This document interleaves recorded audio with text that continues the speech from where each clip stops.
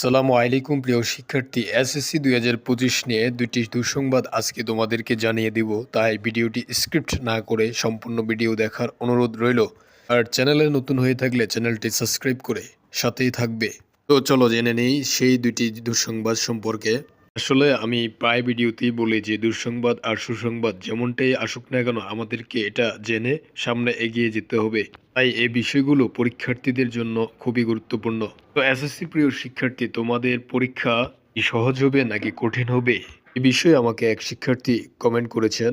তো তাদের উদ্দেশ্যে আমি বলতে চাই, কঠিন হওয়ার সম্ভাবনাই রয়েছে। কারণ দেখো, বর্তমানের প্রকার পরিবর্তন হওয়ার কারণে প্রশ্নপত্র চেঞ্জ হতে পারে। একটি বিষয় হচ্ছে, তোমরা যদি ভালো করে পড়ালেখা না করো সেক্ষেত্রে তোমাদের কাছে প্রশ্নটা অনেক কঠিনই লাগবে। তাই যদি ভালো করে পড়াশোনা করো, আশা করছি যত কঠিনই প্রশ্ন আসুক না কেন 100% তোমরা লিখতে পারবে।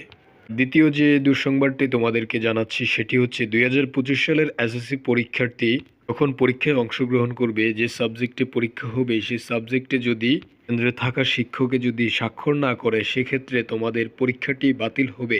এগুলো খেয়াল রেখে তোমাদেরকে পরীক্ষায় অংশগ্রহণ করতে হবে। তো চ্যানেলটি সাবস্ক্রাইব করে পাশেই থাকো। সকলকে ধন্যবাদ।